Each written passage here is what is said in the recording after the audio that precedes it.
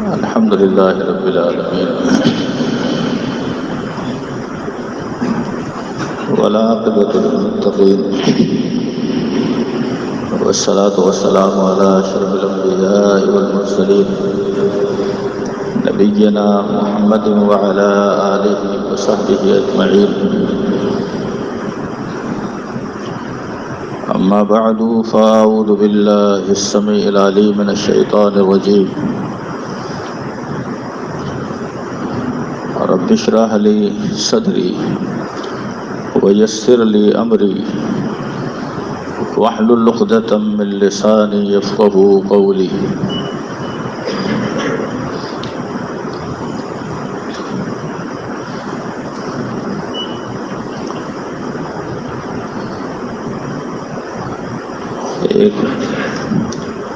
ایک موحد انسان کے لیے اللہ تعالیٰ نے مغفرت کے بہت سے اسباب رکھے ہیں.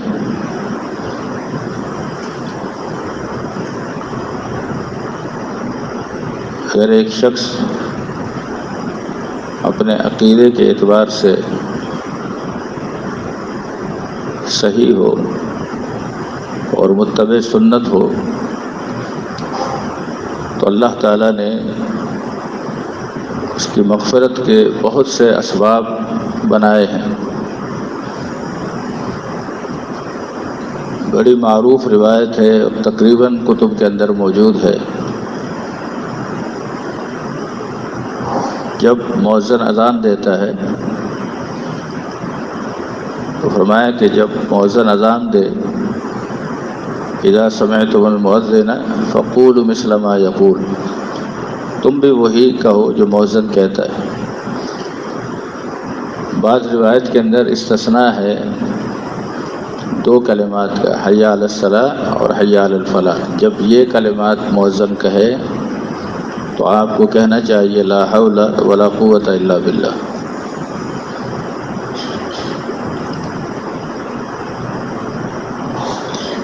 حدیث میں ہے کہ جب مؤذن کی اذان سن کر جواب دیا جائے اس کے بعد آپ نے فرمایا کہ جس نے یہ دعا پڑھی اللہم رب هذه الدعوة التامة والصلاة القائمة آت محمدا الوسیلة والفضیلة وبعثه مقاما محمودا الذي وعدته. یہ صحیح مسلم کے اندر اور دیگر کتب کے اندر بس یہی الفاظ ہیں اور یہیں تک ہے اور یہیں تک پڑھنا چاہیے. تو آپ نے فرمایا کہ حلت لہو شفاعت یوم القیامہ، کل قیامت کے دن میری شفاعت اس کے لیے حلال ہو جائے گی. اللہ کے رسول صلی اللہ علیہ وسلم کی شفاعت یہ بڑا ایک اعتقادی مسئلہ ہے، اور ایک مسلمان کو چاہے وہ کتنا ہی گناہ گار ہو، اللہ کے رسول صلی اللہ علیہ وسلم کی عملی اعتبار سے کچھ انسان میں کوتاہیاں ہو، بہرحال وہ اللہ کے نبی صلی اللہ علیہ وسلم کی شفاعت کی امید رکھتا ہے اور رکھنی چاہیے. اللہ کے رسول صلی اللہ علیہ وسلم کی شفاعت ہر ایک کے لیے نہیں. اس شفاعت کو بھی اللہ تعالیٰ نے بڑے واضح الفاظ میں قرآن مجید میں اس طرح ذکر کیا کہ آپ ہر ایک کی شفاعت نہیں کریں گے الا من اذن لہ الرحمن، جس کی رحمان اجازت دے گا، ورضی لہ قولا، اور جس کی بات سے رحمان دنیا کے اندر راضی تھا. تو آپ اس کی شفاعت کریں گے، ہر ایک کی نہیں. اور شفاعت ایک بہت بڑا آسرا ہے ایک مومن کا. اور اللہ کے رسول صلی اللہ علیہ وسلم شفاعت کریں گے لیکن وہ موقع اس اعتبار سے ایک عجیب ماحول ہوگا جب انبیاء نفسا نفسی کے عالم میں مبتلا ہوں گے. یعنی حدیث شفاعت جو معروف ہے کتب حدیث کے اندر، اس میں ہے کہ لوگ شفاعت عظمیٰ کے لیے، شفاعت کبریٰ جس کو کہتے ہیں، شفاعت عظمیٰ، جس میں صرف یہ کہنا ہے کہ یا اللہ آپ باری تعالیٰ آپ حساب شروع کریں. آپ لوگ اس وقت جتنی تکلیف میں ہیں، جتنی پریشانی کے اندر ہیں، لیکن یہ کہنے کے لیے بھی تمام لوگ جناب آدم علیہ السلام کے پاس جائیں گے، جیسا کہ حدیث میں ہے کہ آپ تمام انسانیت کے باپ ہیں، آپ دیکھ رہے ہیں ہم کس حال میں ہے، آپ ہماری شفاعت کیجئے. لیکن آدم علیہ السلام اس موقع پر معذرت کریں گے اور فرمائیں گے کہ اللہ تعالیٰ نے مجھ سے کہا تھا کہ اس درخت کے قریب نہیں جانا، مجھ سے یہ خطا ہو گئی. اگر اللہ نے اس بارے میں مجھ سے پوچھ لیا تو میں کوئی جواب نہیں دے سکتا. اذهبوا الی غیری، میرے علاوہ کسی اور کے پاس جاؤ. اذهبوا الی نوح علیہ السلام کے پاس جاؤ. پھر نوح علیہ السلام اس بات کو یاد کر کے کہ انہوں نے جب اللہ کا عذاب آیا تو اپنے بیٹے کے حق میں سفارش کی تھی کہ اللہ اس کو بچا لے،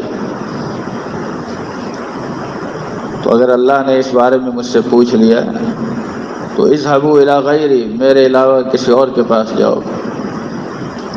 پھر وہ جناب ابراہیم علیہ السلام کا مشورہ دیں گے. اس طرح یہ معاملہ چلتے چلتے جناب محمد الرسول اللہ صلی اللہ علیہ وسلم کے پاس آئے گا. تو اللہ کے رسول صلی اللہ علیہ وسلم یہ نہیں کہیں گے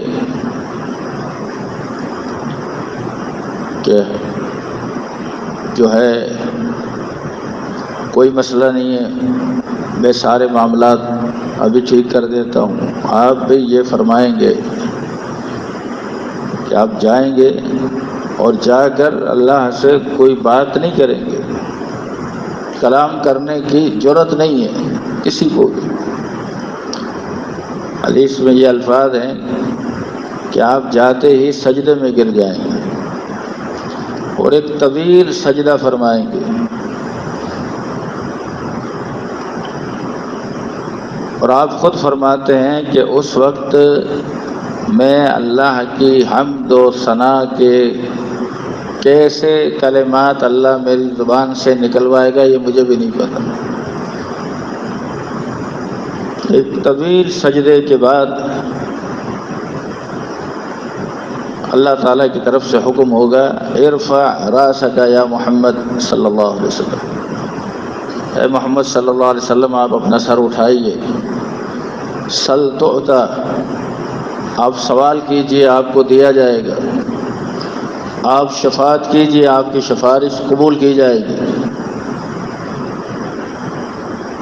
پھر آپ اپنی امت کے حق میں شفاعت کریں گے. تو شفاعت ایک مومن کا بہت بڑا آسرا ہے، لیکن اس مومن کو اس بات کا پابند کیا گیا کہ وہ اپنے عقیدے کو اور اپنے عمل کو درست رکھے. جو دنیا کے اندر جو انسان ہر کنکر اور ہر پتھر پر سرنگو ہو جائے، کبھی کسی قبر پر چلا گیا اور کبھی کسی قبر پر چلا گیا، یہ شفاعت اس کے لیے نہیں.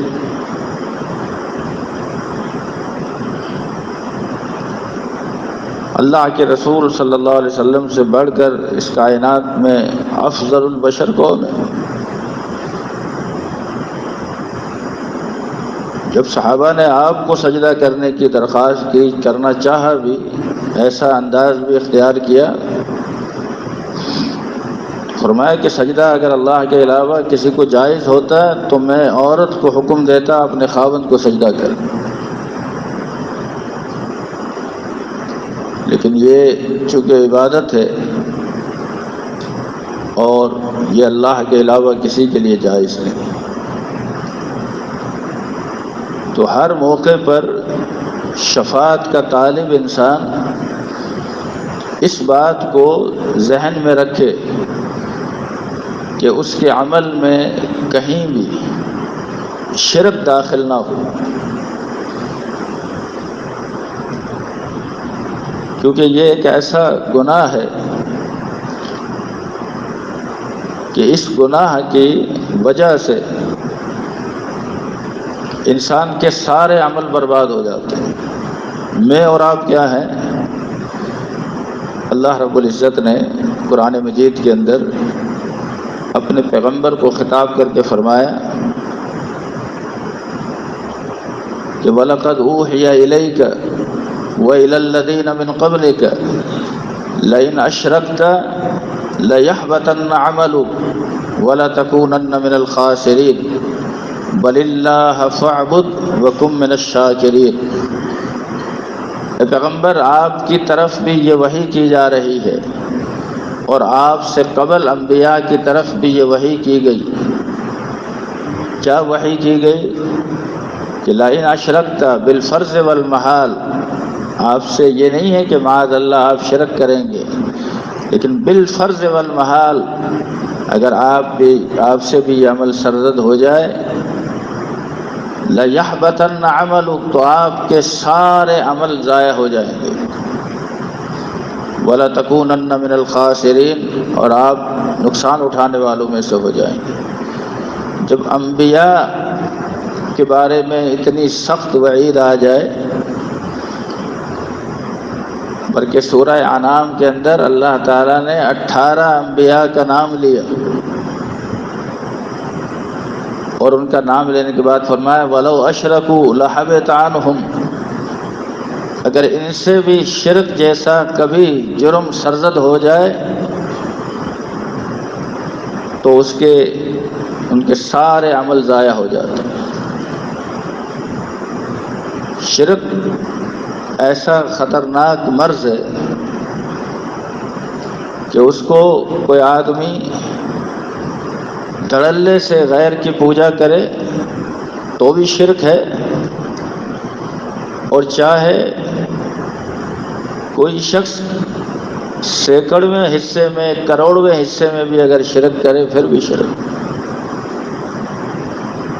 ایک موقع پر نئے مسلمان ہونے والے افراد، صحابہ کرام، انہوں نے اللہ کے نبی سے یہ کہا کہ اللہ کے نبی، مشرکین لڑائی سے قبل ایک درخت تھا ذات انوات، وہاں اپنا ہتھیار کو لٹکاتے تھے، تو ان کو ایک طرح کی دلی طور پر تسلی رہتی۔ جب انہوں نے دیکھا نئے مسلمانوں نے، انہوں نے کہا اللہ کے نبی، آپ ہمارے لیے بھی ایسا کوئی درخت مقرر کر دیجئے، اس درخت کی پوجا نہیں کرنی، اس کو سجدہ نہیں کرنا، صرف ہماری بھی دل جمی کے اعتبار سے ایک سامان ہو جائے۔ آپ نے فرمایا تمہارا یہ کہنا ایسا ہی ہے جیسے بنی اسرائیل نے موسیٰ علیہ السلام سے کہا تھا ایک قوم کو بت پرستی کرتے ہوئے دیکھ کر کہ یا موسیٰ اجعل لنا الہا کما لہم آلہہ، اے موسیٰ آپ بھی ہمارا کوئی ایسا الہ بنا دیجئے جیسا ان کا الہ ہے۔ غور کیجئے، اللہ کے نبی نے جب تشبیہ دینا چاہی ان مسلمانوں کی خواہش پر کہ وہ اس چیز کا اظہار کر رہے تھے، فرمایا تمہارا یہ جملہ ایسا ہی ہے جیسے بنی اسرائیل نے موسیٰ علیہ السلام سے کہا تھا کہ ہمارا کوئی الہ بنا دے جیسے ان لوگوں کا الہ ہے، یعنی شرک کروڑویں درجے میں بھی کیا جائے وہ شرک ہے، اور اتنا خطرناک ہے کہ انسان کے سارے اعمال کو ضائع کر دیتا ہے۔ انسان اللہ کے، ایک مسلمان اللہ کے نبی صلی اللہ علیہ وسلم کی شفاعت کا یعنی حقدار بننے کی کوشش کرے، آپ کی شفاعت کی امید رکھے، اور اس کو رکھنا بھی چاہیے، اس کا ایمان شفاعت پر ہونا بھی چاہیے، لیکن اس شفاعت کے حصول کے لیے جو چیز اسے اپنے اندر پیدا کرنے کی ضرورت ہے اس کو زیادہ اہتمام کرنے کی ضرورت ہے، کہ وہ اپنے عمل میں ایک معیار بنا لے کہ وہ عمل جو اللہ کے نبی صلی اللہ علیہ وسلم نے کیا ہے وہ عمل اپنا لے، اس عمل کو نہ چھوڑے، متبع سنت بن کر زندگی گزارے، تو یقیناً اس کا اس چیز کی امید رکھنا، اس پر اعتقاد رکھنا، اس پر ایمان رکھنا، یقیناً وہ شفاعت سے محروم نہیں ہوگا۔ اللہ رب العزت ہم سب کو شفاعت کا استحقاق اپنے اندر پیدا کرنے کی توفیق عطا فرمائے۔ اقول قولی ھذا واستغفر اللہ لی ولکم ولسائر المسلمین۔